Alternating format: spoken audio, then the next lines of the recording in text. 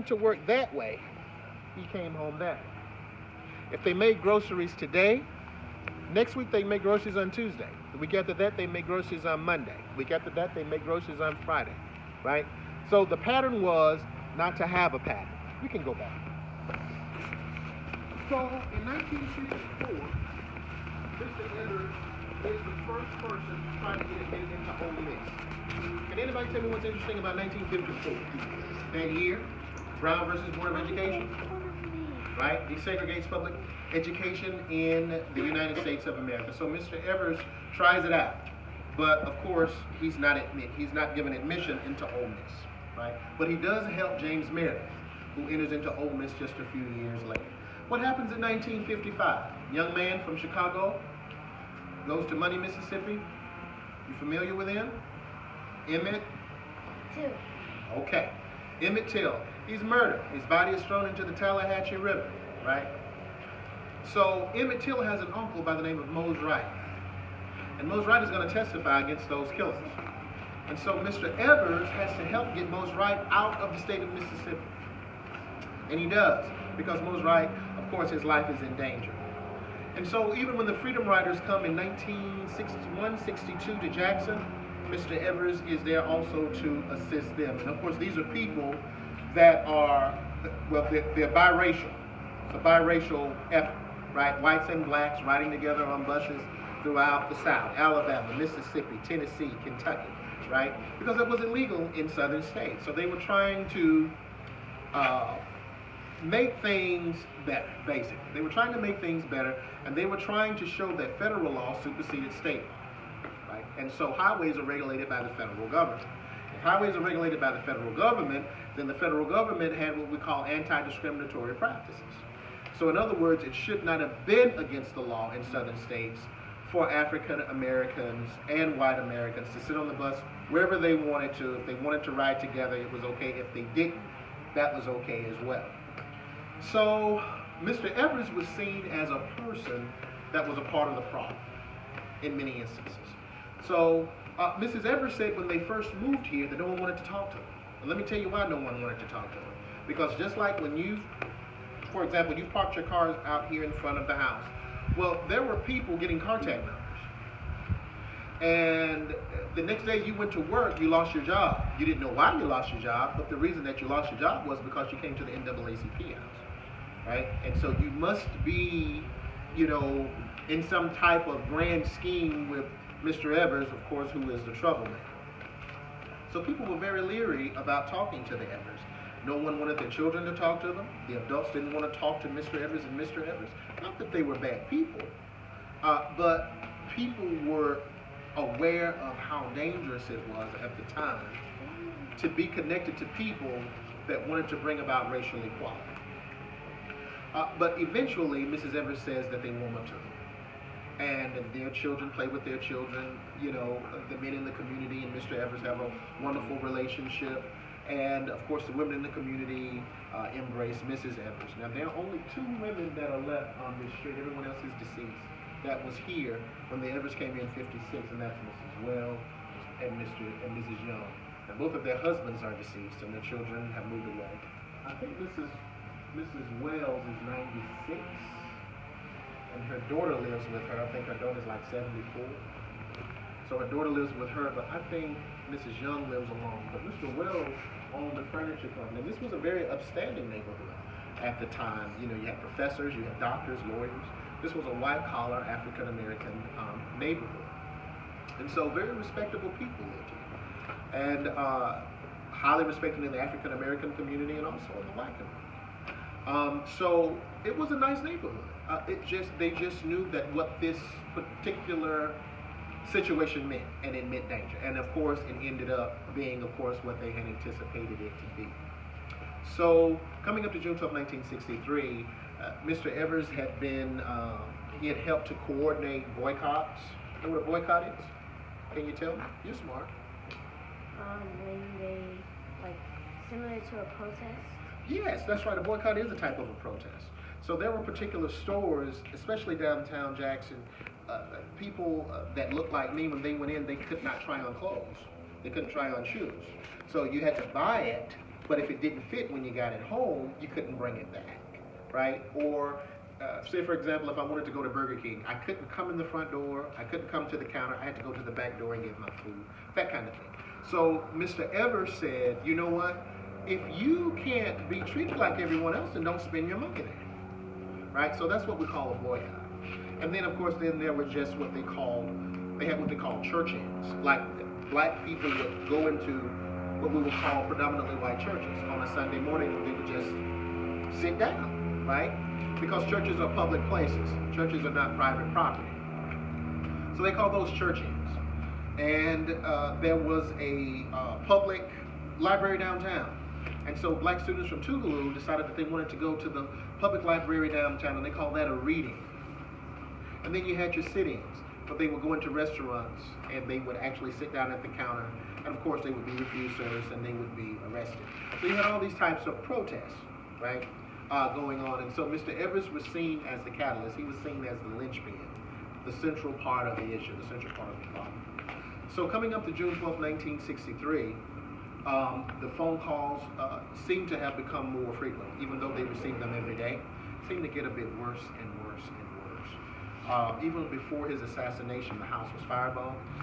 And it is important to know that the homes of Malcolm X, MLK, and Medgar Evers, all three of their houses were firebombed at some particular point in time in their lives.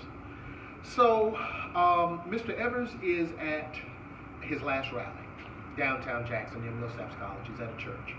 Byron D. LeBeckwith is the man who assassinates him. He's the man who kills him. So Byron D. LeBeckwith had come from the Delta earlier, and he had started kind of driving through the neighborhood. Now, it wasn't unusual to see white men driving through the neighborhood because that's what they did from time to time. You know, Rena Evers, who is Mr. Evers' only daughter, she said that my father taught us to listen with our ears. So, in other words, if something were to happen at night, for example, they knew the sound of an aggressive engine. You know, like an engine revving up, coming down the road. They knew that that was not good, even though they couldn't see it. They knew the sound of his car. They knew to roll off of the mattresses onto the floor, crawl into the bathroom, get into the tub, well, lock the door, then get into the tub. Do not come out until you hear a voice. That was the routine, right? So they lived a very unusual life, and she said she didn't know it was unusual until she got to be older. When you go on the inside, you're going to see that the mattresses in the children's bedroom, those mattresses are on the floor. They're not in bed frames. And that's because they couldn't sleep near the windows. So they slept below the windows because someone could do something, you know, very harmful to them at eye level with the window. So they slept with mattresses on the floor. Now, when you get into the master bedroom, you're going to see that the mattresses are in the frames. But in 1963, those mattresses were on the floor as well. Everyone slept mattress to floor. And on this side of the house, they didn't sit near windows. Right? They sat away from them. So Mrs. Evers said that they had watched President John F. Kennedy that night, talking about civil rights. But it's around midnight when Mr. Evers is killed. It's dark. And so Mr. Evers comes home from that direction. Byron D. LeBeckwith went to the rally that night, and he left the rally before Mr. Evers did. He comes over and he posts up in that area that Mr. Evers has always been leery about. You see where that big bush is, my car, and then there's a big bush behind it. Well, across the street, of course, those houses weren't there, but Byron D. LeBeckwith he's over there in that area, right? Somewhere in that vicinity. And he was a marksman in World War II. He was also a World War II veteran. Can you tell me what a marksman is? You can't tell me what a marksman is? Okay. A marksman is what we call a sniper. So he was a trained sniper. And not only that, but he received the Purple Heart in World War II, which meant that he was a proficient soldier. He was a good soldier, a brave soldier. And so Byron D. LeBeckwith has posted up in a tree with a 30-06 caliber rifle, which is usually what we call a deer hunting rifle. You know, what you use to hunt what we call big game, not like squirrels and rabbits, but real big animals. So when Mr. Evers comes home, there are two things that they had practiced to do that they did not do that night. The first thing was the porch light was left on, and the porch light was supposed to be left off. And when Mr. Evers got out of the car, instead of scooting over on the right side and just going on into the house. He got it on the left side. He got it on this side. Now, her car was here. His car was here. So he was a little bit further back. So he's coming to the back of the car to get some T-shirts. And the T-shirts read, Jim Crow must go. So he wants to show the T-shirts to his family. So by the time he takes out time to get the T-shirts, a shot is fired from that direction.